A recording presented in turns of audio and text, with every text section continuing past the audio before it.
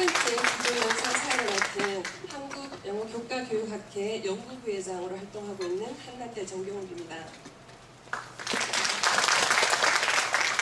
첫 번째 기조연설은 한국교원대 민창규 교수님께서 해주시겠습니다. 민창규 교수님은 한국영어교과교육학회 7대 회장을 역임하시면서 학회 발전을 위해서 큰 기여를 하셨습니다. 그리고 현재는 한국교원대학교 제2대학 학장으로 재직 중이십니다. 오늘 기조연설의 제목은 미래지향적 학교 영어교육 패러다임 개발 방향입니다. 그럼 민창규 교수님을 큰 박수로 맞아주시기 바랍니다.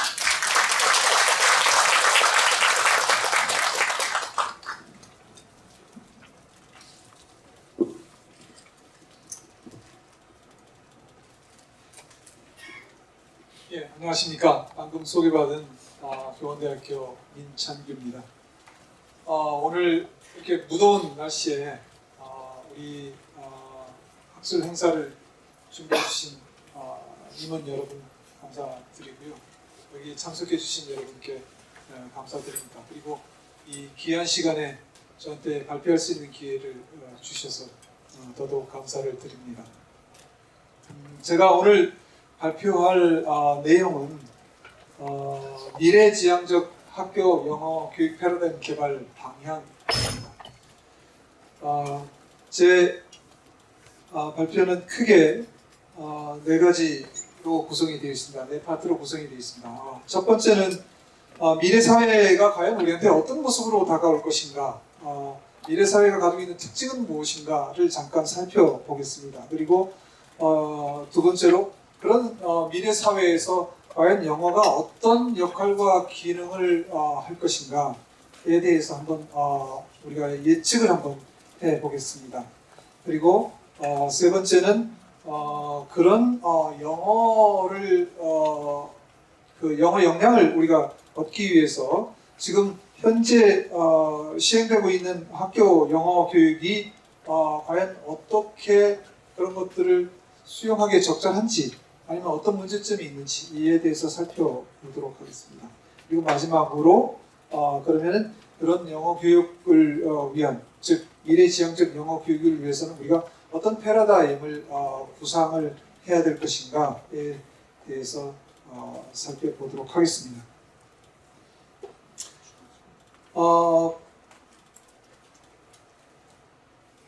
클라우스 슈밥이라는 분입니다. 다보스 포럼이라고 혹시 들어보셨어요? 세계 경제 포럼. 세계 경제 포럼을 창시했고 지금 현재 회장을 맡고 있는 분입니다.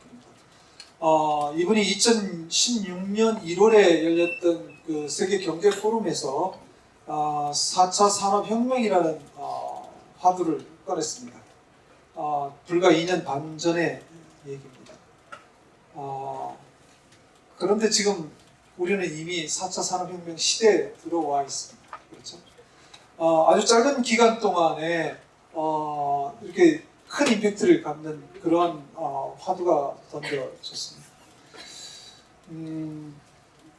4차 산업혁명이라는 거는 1차, 2차, 3차, 4차, 그러니까 18세기 말에 있었던 1차 산업혁명 이후에 네 번째로 일어난 산업혁명이라는 그런 의미로 사용이 됐지만 사실은 그거 이상의 큰 의미를 갖고 있습니다.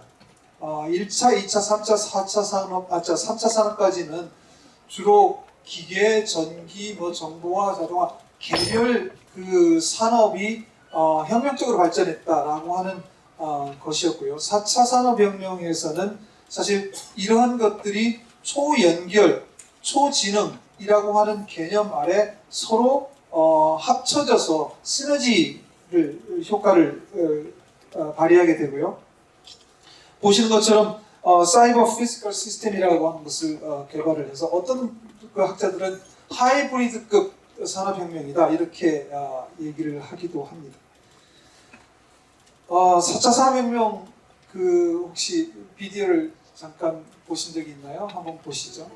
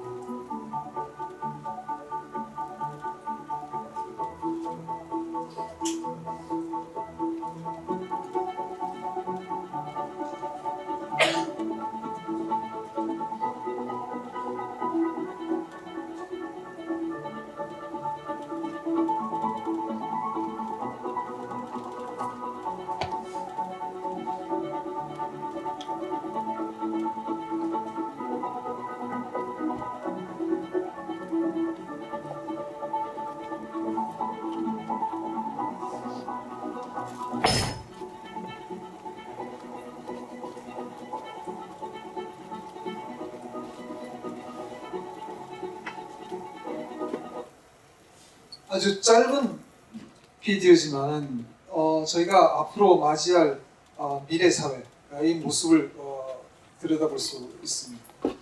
4차 산업혁명 하면은 떠오르는 단어, 개념 이런 것들이 있죠. 여기 보시는 것처럼 뭐 빅데이터, 클라우드 컴퓨팅, 뭐 사물 인터넷, 인공지능, 가상현실, 뭐 로봇 이런 것들이 떠오르실 겁니다. 4차 산업혁명과 관련돼서 ICBM이라는 표현이 있습니다. ICBM이 뭡니까? 요새 많이 얘기되고 있는 대륙간 탄도, 뭐 미사일, 뭐 이런 아주 무시무시한 표현인데 4차 산업혁명에서 이 ICBM은 I가 IoT, 사물 인터넷, C가 클라우드 컴퓨팅, B가 빅데이터, 그다음에 M이 모바일, 뭐 이게 합쳐져서 ICBM이라고 하고 이런 그것들이 우리 앞으로 미래 사회 우리 삶을 아주 크게 바꿔놓을 것이다라고 하는 그러한 의미로 사용이 되고 있습니다. 분명한 것은 4차 산업혁명 시대에 펼쳐진 미래 사회, 이거는 지금 우리가 살고 있는 어떤 일상, 삶 이런 것하고는 완전히 다를 것이다.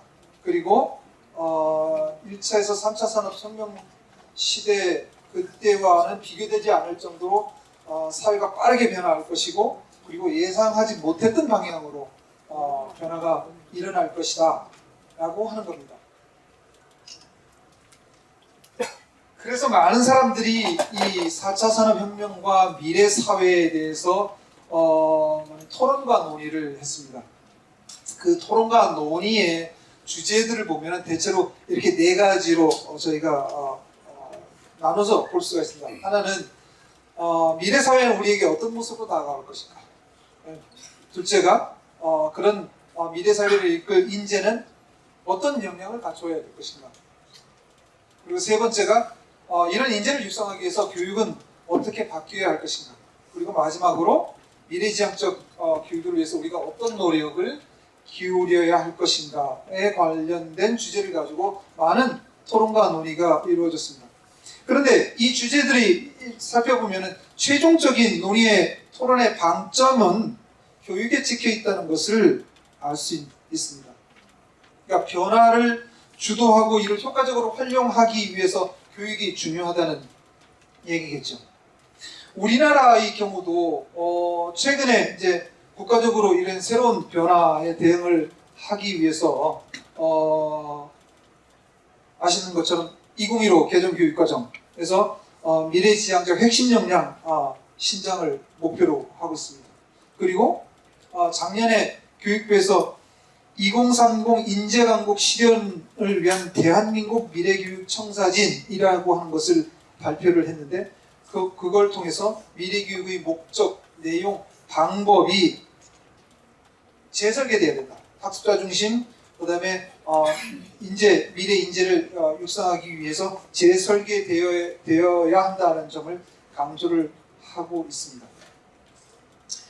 자, 그러면은 미래 사회가 어떤 특징을 갖는 사회가 될 것인가? 앞으로 일어날 변화에 조금이라도 효과적으로 더 효과적으로 대응하기 위해서는 미래 사회가 어떤 특징을 갖는지를 우리가 살펴볼 필요가 있습니다. 우선 첫 번째 미래 사회는 보이는 것처럼 지식 기반 사회가 될 것이다 라는 겁니다. 현재 우리는 3차 산업 시대에 개발된 공업 중심의 기술, 과학, 문화에 의존해서 살고 있습니다. 그런데 미래에는 이러한 그 공업 중심보다는 다양한 지식이 중심이 될 것이고 지식 자체가 하나의 가치를 창출하는 그러한 사회가 될 것이다 라는 겁니다. 여기서 보시는 것처럼 이미 2011년을 기점으로 해서 지식 서비스 산업이 전통 서비스 산업을 앞지르고 있습니다. 우리나라의 경우입니다. 그리고 이것은 해마다 이 갭은 더 커지고 있습니다. 그래서 앞으로 지식 서비스 산업이 많이 발전하는 그런 지식 중심의 사회가 펼쳐질 것이다. 두 번째는 속도의 시대가 될 것이다 라는 겁니다. 제가 며칠 전에 여수를 다녀왔습니다. 만약에 30년, 40년 전에 여수를 제가 다녀와야 되면은 아마 1박 2일, 2박 3일의 일정을 잡아서 갔어야 될 겁니다. 그런데 저는 며칠 전에 아침 먹고 여수 가서 점심 먹고 일 보고 그 다음에 집에 와서 저녁을 먹는 그러한 일정으로 여수를 다녀왔습니다. 자, 이렇게 생각을 해본다면은 저희 지금 우리는 30년, 40년 전에 사는 사람들보다 한 2배, 3배 정도의 그 빠른 삶을 살고 있는 거죠. 그죠? 그리고 그것이 의미하는 바는 그 시대, 30년, 40년 전의 사람들보다 저희가 2배, 3배의 삶을 더 산다는 의미도 됩니다. 그래서 미래 사회에서 이렇게 속도의 시대가 된다면은 우리는 이전 사람들보다 훨씬 더 많은 경험을 하는, 많은 삶을 사는 그런 효과를 얻게 될 것입니다.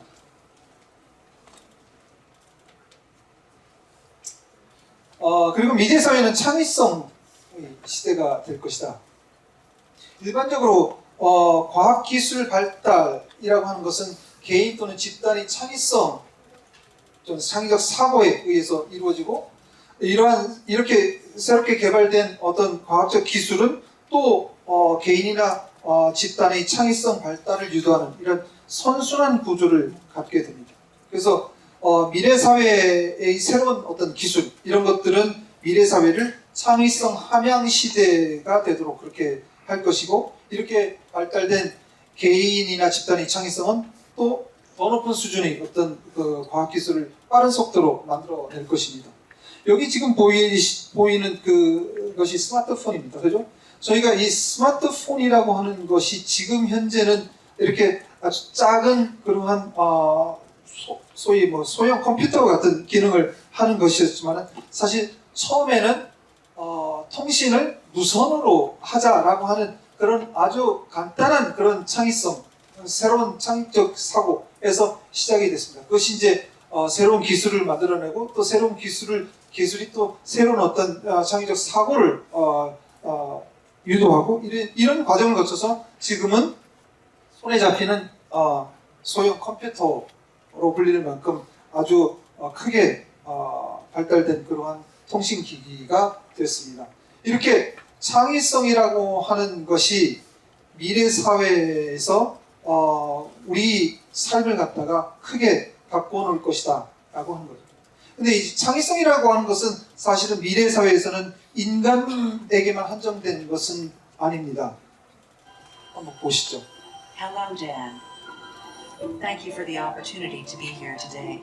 The debate system tries to understand the concept over which we are debating. Having analyzed the data, I will argue that we should subsidize music education. When it gets the topic, until you hear the first speeches, collecting all the possible arguments, trying to remove redundancy. It is about recognizing important issues for society. The system is evolving. 이거는 지난 6월 달에 그 샌프란시스코에 있는 IBM 그 연구소에서 있었던 AI와 인간과의 디베이트 하는 장면입니다. 주제가 음악 교육을 지원해야 될 것인가와 관련된 건데, 주제는 이것뿐만이 아니고 우주 개발을 지원해야 될 것인가, 이런 주제 등 여러 가지 주제를 가지고 인간과 디베이트를 했습니다. 심사위원단이 있었습니다. 심사위원단이 어떤 주제에 대해서는 인간이 조금 더 우세했다고 평가를 했고요, 어떤 주제에 대해서는 AI가 더 우세했다고 평가를 했습니다. 근데 AI가 우세했다고 평가를 한 주제에 상관없이 한 것은 AI가 풍부한 정보를 가지고 그것을 분석을 해서 아주 논리정연한 어떤 설명을 했다라고 하는 것에 대해서는 주제에 상관없이 심사위원단이 그렇게 높은 평가를 했습니다. 우리 그 AI와 바둑 대국한 거 기억하시죠? 그런데 이제 그때만 하더라도 AI가 인간이 집어넣은 어떤 데이터를 분석을 해서 그 분석된 자료에 따라서 그 바둑을 뒀습니다. 근데 지금은 그 수준을 뛰어넘는다고 그러죠.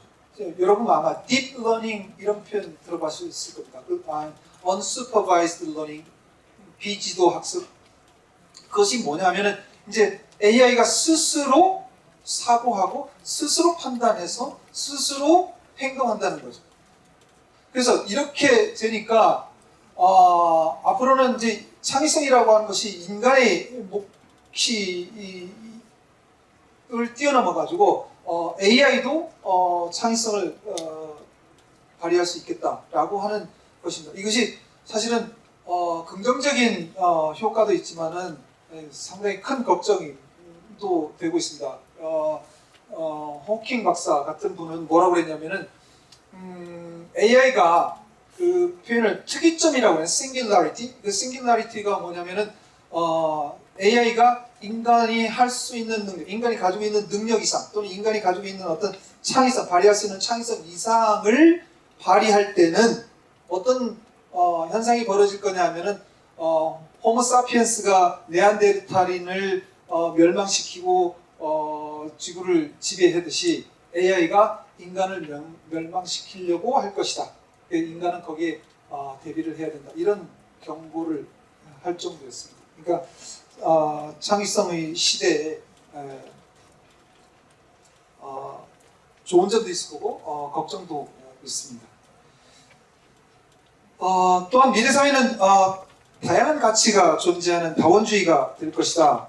그래서 이러한 다양한 가치를 갖고 있는 사람들이 서로 연결되고 화합된 삶을 살기 위해서는 우리가 과학적인 지식 이외의 어떤 그 상대방과 나와의 다름을 이해하고 그것을 껴안을 수 있는 어떤 포용적 자세, 인성적 정서, 뭐 사회 공감적 역량 뭐 이런 것들이 필요하게 될 것이다라고 하는 것이고요. 그다음에 소통과 협력의 시대가 될 것이다. 조금 아까 말씀드렸듯이 가치가 차이가 있고 사고가 다르고 이런 상황에서 서로 협력하고 소통할 수 있는 어떤 그러한 상황이 벌어졌을 때 그런 것들을 갖다가 잘 수행할 수 있어. 그리고 그런 것을 통해서 좋은 결과를 얻을 수 있는 그러한 것이 필요하다. 저기 제 밑에 보시면은 P21이라고 하는 게 있습니다. 이게 뭐냐면은 Partnership for 21st Century Learning이라고 하는 미국의 그 교육학 쪽에 있어서의 어떤 그 보고서인데요. 여기서 미래 미국 학생들이 갖춰야 될 핵심 역량이라고 하는 것을 제시를 했는데 그게 뭐냐면은 창의력, 비판적 사고력과 함께 소통 능력과 협업 능력이라고 하는 것을 아주 핵심적인 역량으로 꼽고 있어서 미국에서도 미래 사회를 대비한 인재들은 소통과 협력이라고 하는 것을 아주 중요하게 여겨야 된다라고 하는 것을 우리가 알 수가 있습니다. 그리고 이제 마지막 특징으로 미래는 글로벌 네트워크 시대가 될 것이다.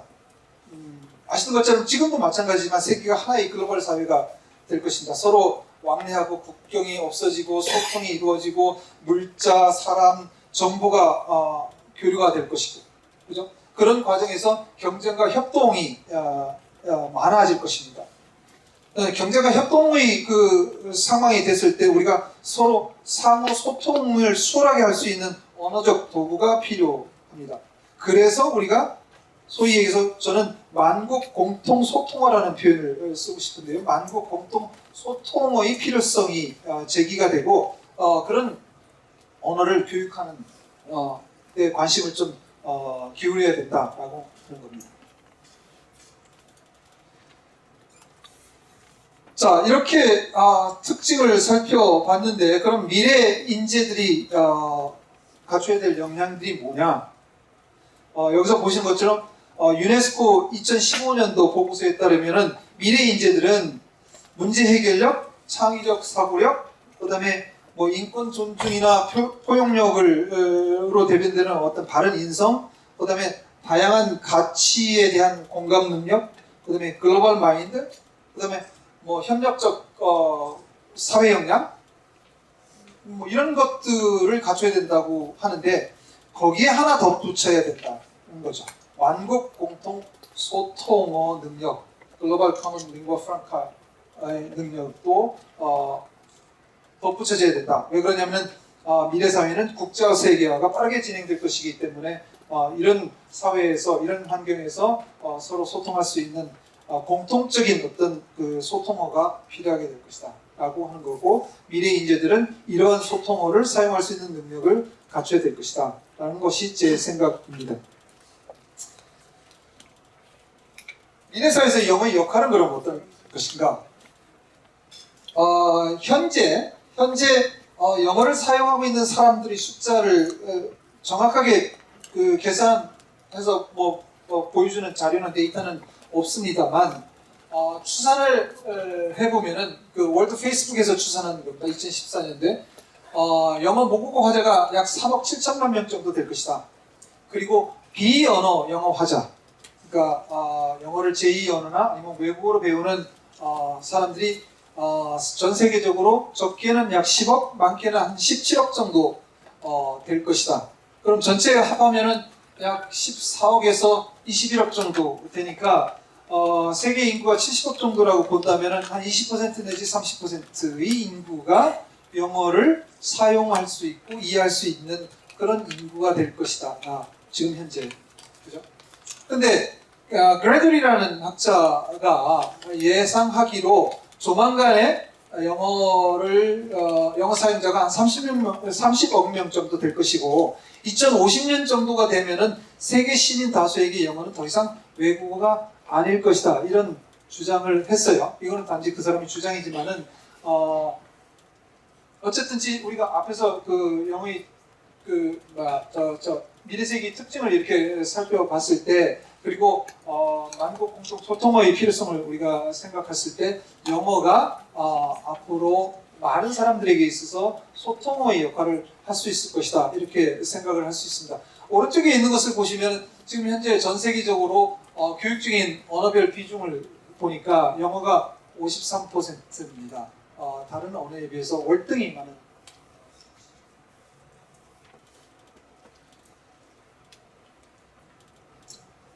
이거는 영어를 사용하는 사람들이 전 세계적으로 어떻게 분포되어 있는지를 보여주는 겁니다.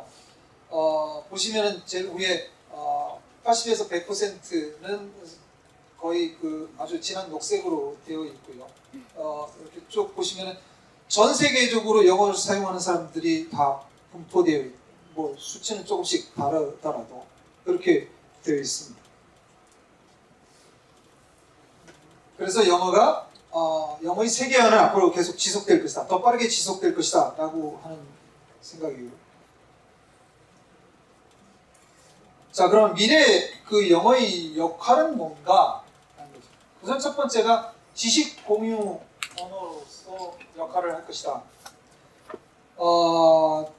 지금 현재 인터넷에서 사용하고 있는 언어입니다. 약 55.7%, 이게 2014년도인가요?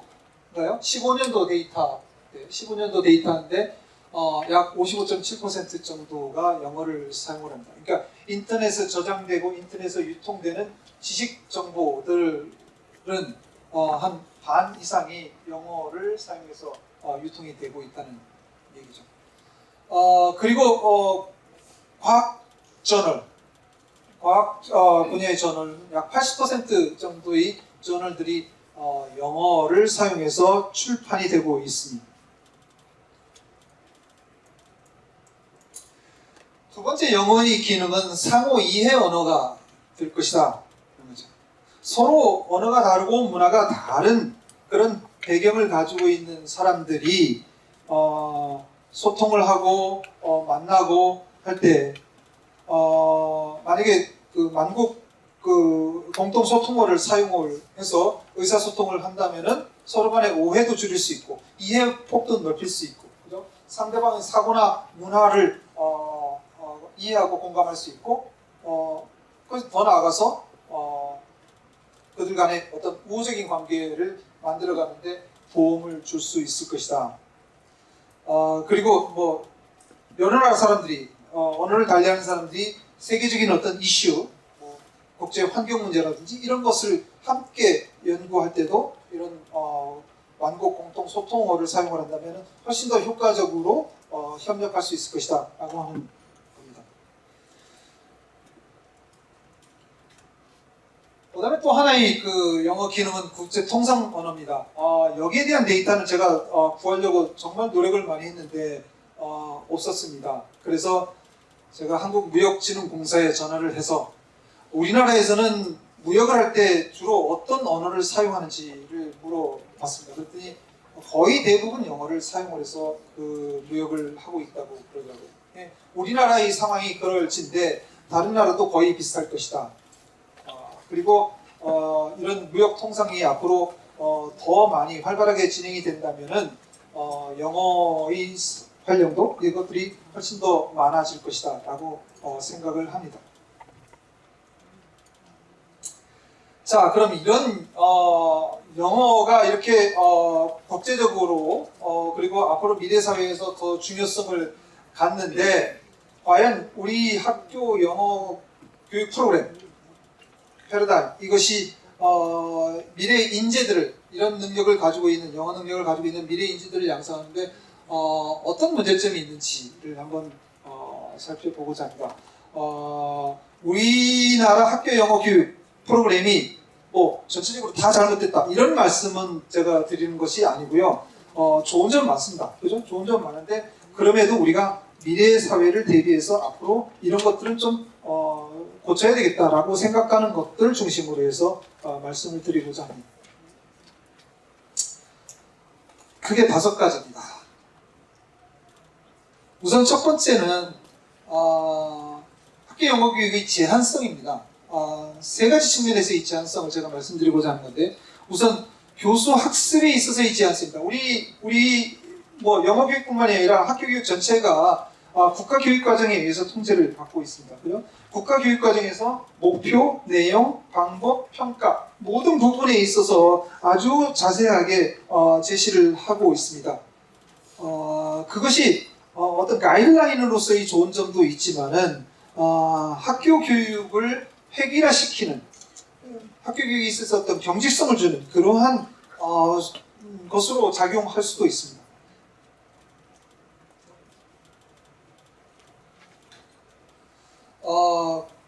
그래서 이제 그 국가교육과정이 그렇게 강력한 국가교육과정이 있으니 선생님들의 학습자의 요구를 반영을 한다든지 아니면은 학습자의 수준을 어떤 고려를 해서 교육을 한다든지 또는 수업 내용이나 방법을 결정을 한다든지 하는 데 있어서 자율적이지 못하고 경직성이 있다라고 하는 그런 측면이 하나가 있고요. 그 다음에 장소 제한적인 영어 교육이 이루어지고 있다라고 합니다. 영어 교육이 대부분 교실에서 이루어지고 있습니다. 그죠? 그러니까 진정성 있는 소위 어센틱한 그런 표현이나 아니면은 교실 밖에서 이루어지는 어떤 영어의 사용 환경 이런 것들을 경험하기가 쉽지가 않습니다. 그래서 저희가 잉글리시 존이나 영어 교실이나 이런 것을 가지고 그런 체험 시설을 해서 좀 더 간접적으로 체험할 수 있도록 그렇게 하려고 했습니다만 사실 여기 이것에 대한 효과는 저희가 글쎄 퀘스천 마크 그죠? 과연 얼마만큼의 효과가 있었는지에 대해서는 조금 더 저희가 분석을 해봐야 되겠지만은 그렇게 좋은 반응을 얻고 있는 것 같지는 않습니다. 그 다음에 교육 상황 제한입니다. 영어 교육은 교실에서 선생님과 학생 사이의 상호 교류를 통해서 정보 교환을 통해서 지식 교환을 통해서 이루어지는 경우가 있습니다. 자연스러운 언어 사용이 되어 있지 않죠. 어떤 언어 상황을 인위적으로 만들어서 그 인위적인 상황을 통해서 영어를 갖다가 경험하도록 그렇게 하고 있습니다. 그래서 이런 영어 교육에서의 제한성이 있다는 말씀을 드리고요. 그 다음에 격차입니다. 학교 영어 교육에 있어서 격차. 잘 아시는 것처럼 교육과정, 국가교육과정에서 정한 거하고 실제 교육 현장에서 이루어지는 것하고의 괴리가 있죠. 국가교육과정에서는 학생들한테 균형 잡힌 영어 능력을 신장하는 것을 목표로 해서 교육이 이루어져야 된다라고 하고 있지만 실제 교육 현장에서는 평가와 입시 위주의 어떤 영어 능력 신장을 목표로 하고 교육이 이루어지고 있습니다. 이런 국가교육과정과 실제 교육 현장과의 괴리가 있고요. 그다음에 지역 간 격차가 있습니다. 교육적 혜택을 많이 보는 대도시하고 그렇지 못한 농산어촌에 있어서 지역적 그 혜택의 차이가 있습니다. 그다음에 학습자 간 격차, 사교육을 받는 학습자와 그렇지 못한 학습자 사이에 그 격차가 있습니다. 이런 모든 것들이 학교 영어 교육의 효과를 반감시키고 교수 학습의 그 어떤 내용이나 방법들을 갖다가 왜곡시키는 그러한 결과를 만들어낸다는 거죠.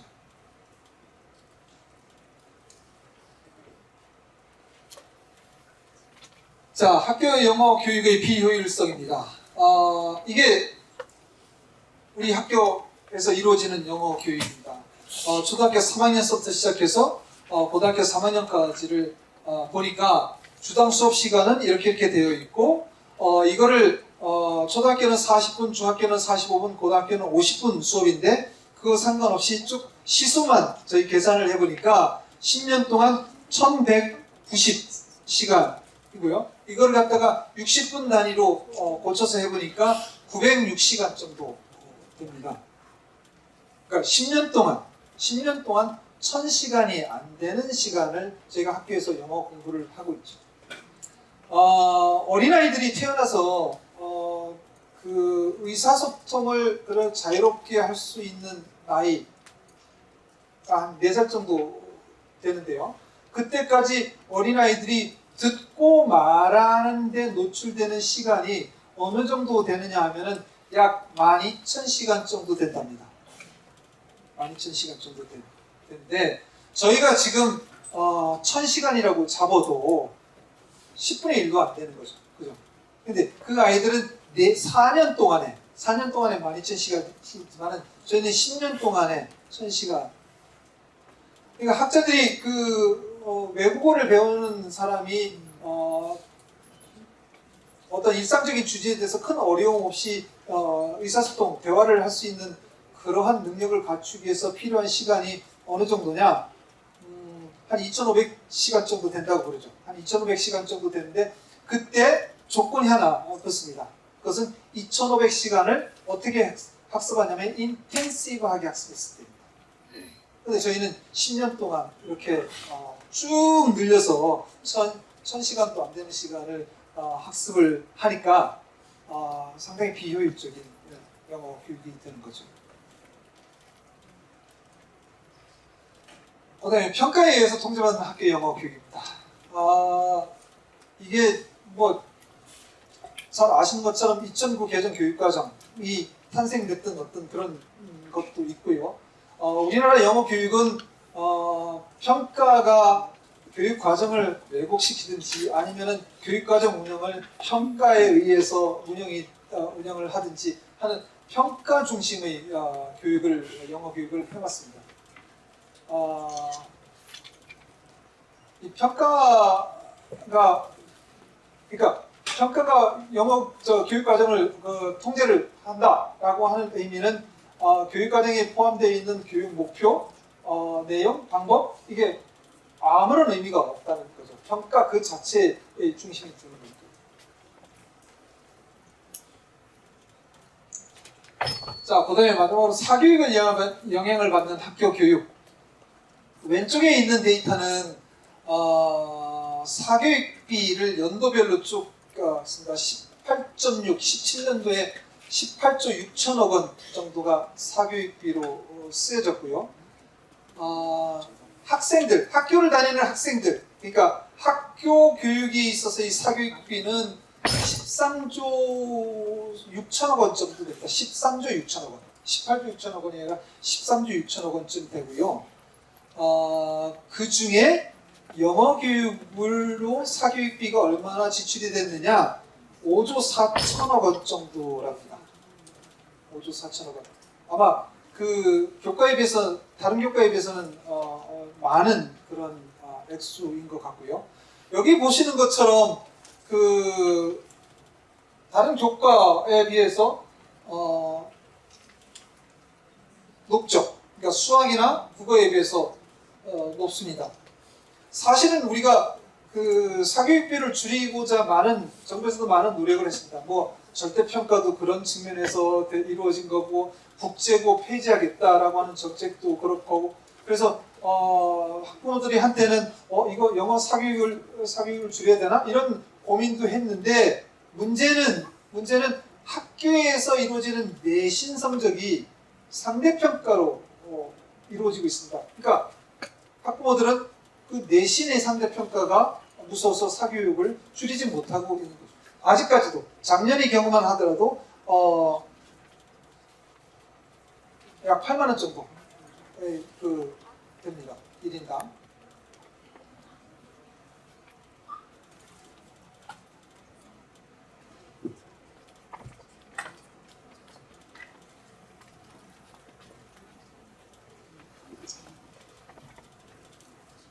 자, 그러면 앞으로 미래지향적 학교영어 교육은 어떻게 돼야 될 것인가?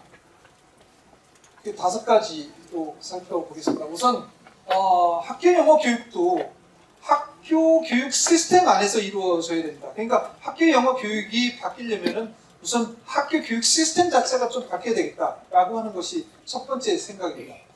그 엠브레인 트레이드 모니터라고 하는 그 조사 기관이 있습니다. 여기서 올해 조사를 한 겁니다. 우리나라 사람 1000명을 대상으로 해서 조사를 해보니까 약 81%가 지금 현재 이루어지는 학교 교육 방식, 이것이 4차 산업혁명에 적합하지 않다, 이렇게 응답을 했습니다. 그리고 약 3분의 2 정도의 그 응답자는 현행 교육과정, 교육 시스템이 붕괴될 것이다, 또는 크게 변화할 것이다, 이렇게 응답을 했고요.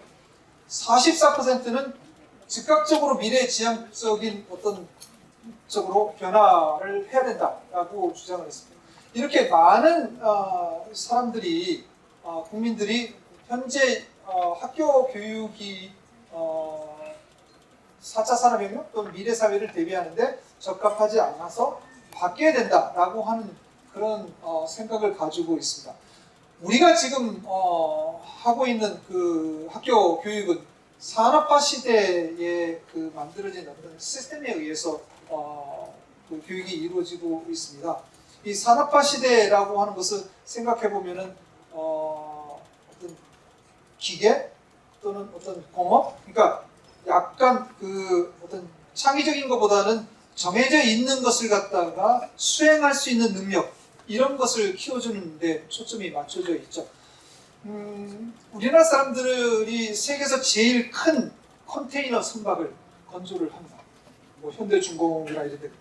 저기 두바이에 가면은 브루스 칼리파인가요? 그 세계에서 제일 높은 그 빌딩, 저희 건설 회사가 있었습니다. 이렇게 시행을 하는 데 있어서는 아주 특별한 어떤 능력을 가지고 있지만은, 사실 그것을 설계를 한다든지 아니면 감리를 한다든지, 소위 얘기해서 원천 기술은 저희가 다 갖다가 그거를, 그러니까 우리 산업화 시대의 교육 시스템은 무엇을 시공해서 만들고 하는 데는 아주 좋은 그런 능력을 갖도록 교육을 하지만은 그걸 창의적으로 어떤 만들어내는 원천 기술, 이런 것들을 하는 데는 약간 부족했다라고 하는 거죠. 그래서 미래 교육에 있어서는 그런 어떤 창의적인 사고를 가지고 원천 기술을 좀 만들어낼 수 있는 그런 능력을 갖는 그런 교육을 해야 되겠다. 그 다음에 미래형 학교 제도에서는 학년제, 무학년제를 병행을 했으면 좋겠다라는 생각입니다. 예를 들어서 뭐 예체능, 그러니까 비인지 뭐 교육, 뭐 이런 것들은 저희가 학년제로 그냥 가도 좋겠죠. 그런데 수월성이 요구되는 교육에서는 저는 무학년제로 좀 했으면 좋겠다. 우리가 이미 무학년제와 관련된 것은 시행을 하려고 한번 시도를 한 적이 있습니다. 7차 교육과정 때 수준별 교육이라고 하는 것을 도입을 했죠. 그 중에 수준별 교육이 세 가지가 있는데 심화 보충형 수준별 교육, 그 다음에 단계형 수준별 교육, 그 다음에 교과 선택형 수준별 교육 이렇게 세 개가 있었는데 그 중에 단계형 수준별 교육이 어떻게 되어 있냐면 중학교 1학년서부터 7A, 7B, 8A, 8B 뭐 이런 식의 단계를 만들었습니다. 그러니까 그리고 나서 진급을 하는 형태로 했습니다. 일정 기간 동안 공부를 하고 평가를 해서 어떤 사람은 그 윗 단계로 진급을 하고 어떤 사람은 진급을 못하면 다시 그 단계를 제2수업 뭐 이런 식으로 했습니다. 그러니까 이미 그 당시에 무학년제의 어떤 시스템을 저희가 도입을 하려고 했었는데 당시는 교육적인 제도가 그거를 수용할 수 있는 그런 상황이 아니었기 때문에 받아들여지지 못했고 시행이 안 됐습니다. 이제는 할 때가 됐다. 영어 교육도 우리가 무학년제로 좀 했으면 좋겠다. 아이들이 가지고 있는 영어 교육의 영어에 대한 목표라든지 아니면 능력이라든지 이런 것들이 다 다르기 때문에 무학년제로 갔으면 좋겠다라고 하는 거고요. 그 다음에 학교 교사에게 운영권을 주자. 그 다음에 교육 과정은 좀 느슨한 교육 과정을 가자. 큰 최소 교육 과정으로 가자. 지금같이 모든 것을 교육 과정에 다 담지 말고 큰 틀에서 성취 기준이나 아니면 목표 정도를 담고 나머지는 학교나 선생님들이 살을 붙여서 학교에 맞는 그러한 교육이 이루어졌으면 좋겠다. 그리고 아까 말씀드렸듯이 교육 과정과 학교 교육이 일치가 좀 됐으면 좋겠다. 그 다음에 영어 교육의 경우에는 목표를 언어와 지식 창출을 하는데 목표로 좀 해서 바뀌었으면 좋겠다라고 하는 거고요. 이런 것이 가능한 것이 지금까지는 우리가 learning about English, 그러니까 영어에 대한 어떤 지식이라든지 아니면 의사소통을 하기 위해서 언어 그 자체를 학습하는 거에서 이제는 content through English 또는 English through content, 지식과 언어를 함께 학습하는 그런 쪽으로 방향이 바뀌어야 되겠다라고 생각을 했습니다. 그중에 그것이 가능한 것이 CLIL입니다. Content and Language Integrated Learning. 뭐 이거는 여러분 다 아실 테니까요. 이게 이제 저희가 클래스를 비교를 한 겁니다. 왼쪽에 클래스 1은 의사소통 중심 교육에서 저희가 많이 볼 수 있는 그런 선생님과 학생들의 인터랙션입니다. 오른쪽을 보시면 오른쪽은 전혀 내용이 다릅니다. 오른쪽에 있는 것은 수학적인 어떤 지식을 가지고 교육이 이루어지는 거죠. 어떤 장점이 있느냐? 효율성, 언어와 그 내용을 함께 학습할 수 있는 효율성, 그 다음에 상황 중심적으로 학습이 이루어질 수 있다. 그 다음에 학생들한테 이해될 수 있는 내용을 가지고 가르치니까 동기가 높아진다. 그 다음에 그 내용을 갖다가 이해하면서 언어를 함께 이해할 수 있는 이해력이 높아진다. 그 다음에 언어뿐만이 아니라 다른 어떤 인지력을 함께 향상시킬 수 있다. 그 다음에 유의미한 상황에서 학습이 이루어지니까 유창성이 높아질 수 있다. 어려움도 있죠. 언어와 내용의 수준 차로 인한 학습 효율성 저하가 문제가 될 수 있습니다. 그 다음에 단시간 내에 새로운 언어 그리고 내용을 함께 학습해야 되는 어떤 부담이 있습니다. 그 다음에 내용 학습에 치중하다 보면은 언어 학습에 소홀해지고 또는 경우에 따라서는 내용과 언어 능력 다 목표로 하는 것에 미치지 못할 가능성이 있고요. 이런 것들을 하기 위한 학습 자료 개발에 많은 시간이 필요합니다. 그 다음에 언어와 내용을 함께 가르칠 수 있는 교사 확보, 언어 교사는 subject matter에 대한 knowledge가 부족할 가능성이 있고 내용 교과 교사는 그거를 갖다가 학생들하고 인터랙션을 하는 언어적인 능력이 부족할 가능성이 있습니다. 방법적으로 보면은 맞춤형 영어 교육이 됐으면 좋겠다. 아까 제가 말씀드렸듯이 학습자 중심으로 가야 되겠다. 그러면은 학습자가 가지고 있는 목표와 학습자의 수준, 능력 이런 것들이 차이가 있는데 그런 차이들을 반영할 수 있는 맞춤형 교육이 좀 됐으면 좋겠다. 그래서 차별화 교육, 개인화 교육, 그다음에 개별화 교육. 개별화 교육 같은 경우는 개인마다 목표가 다 달리 설정되는 거고요. 위에 차별화와 개인화는 목표는 같은데 능력에 따라서 달리 접근하는 것이죠. 그다음에 혼합 학습의 활성화가 됐으면 좋겠다. O2O 학습 시스템이죠. 온라인 투 오프라인 학습 시스템이 됐으면 좋겠다. 이 내용들을 조금 더 다시 좀 더 구체적으로 보겠습니다. 그다음에 지역이나 학습자 간 격차 해소. 5분밖에 안 남았다고 해서 제가 마음이 좀 급해졌습니다. 그다음에 그 학습자 중심 교육, 무엇보다는 what보다는 how에 초점을 맞춰야 되겠다. 그리고 프로젝트 학습이 됐으면 좋겠다. 우리가 아까도 말씀드렸듯이 장소 제한적으로 교육이 이루어지기 때문에 학교 교육에서 이루어지는 어떤 학습, 영어 교육의 학습 효과는 학교 안에서만 효과가 있고 밖에 우리가 사는 일반 삶과 연결이 잘 되지 않아서 실생활에서 그런 효과를 갖다가 느끼기에는 부족한 점이 많습니다. 그래서 프로젝트 학습을 통해서 그런 실생활과 학교에서 교실에서 이루어지는 어떤 그런 학습 이런 것들이 연결이 좀 잘 될 수 있도록 했으면 좋겠다라고 하는 것이고요. 그다음에 이제 그 밑에 AR, VR, 그러니까 augmented, 그다음에 virtual, 그다음에 mixed reality, 현실 증강 기술을 좀 활용을 했으면 좋겠다라고 하는 거죠. 잘 아시는 것처럼 augmented는 포켓몬 여러분 많이 기억나시죠? 그런 것과 같은 것이고요. virtual reality, 이거는 완전히 그 가상적인 그 상황을 만들어서 하는 것이고. 잠깐 English Education에 관련되어서 그 비디오가 있어서 잠깐 보겠습니다. By selecting different objects of everyday life, you can see what they're called, how they're spelled, and hear how they are pronounced.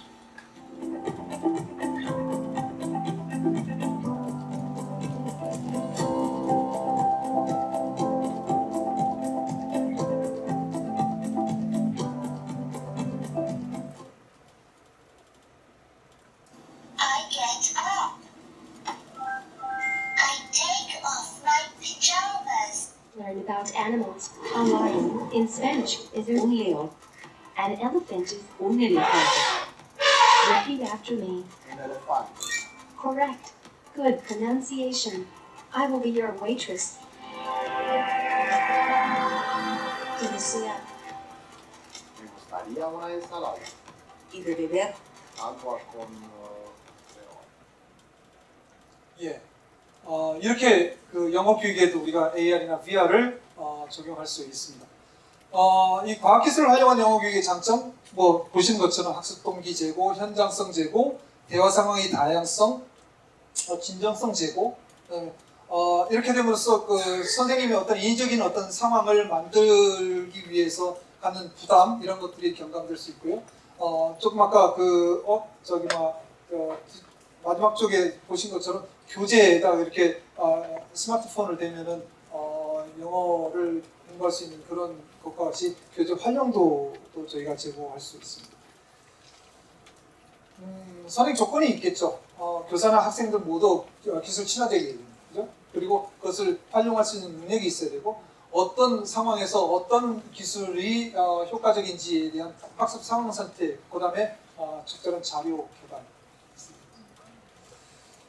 평가제도, 지식 자체를 묻는 것보다는 문제 해결력과 창의력을 묻는 소위 그 지적 역량을 평가를 했으면 좋겠다라고 하는 것이고요.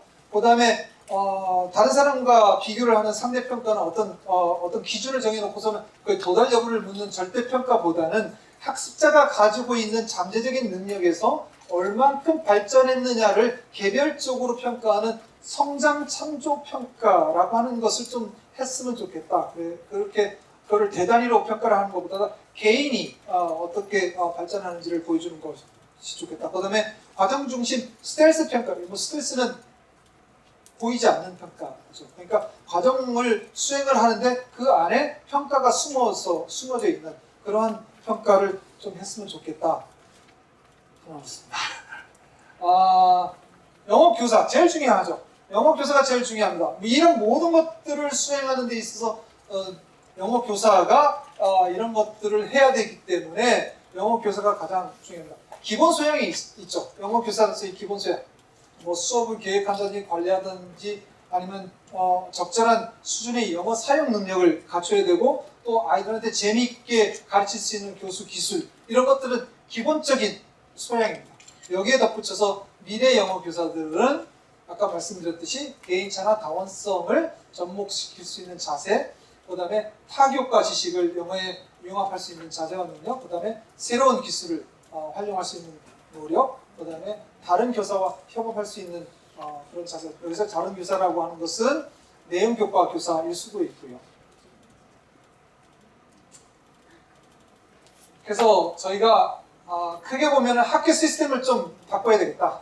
미래지향적 영어 교육이 되기 위해서는. 그 다음에 영어 기능에 대해서 학습자나 아니면은 일반 국가나 뭐 사회가 영어 기능이 미래의 사회에서는 어떤 식으로 바뀔 것인가에 대한 인식 변화가 좀 있어야 되겠다.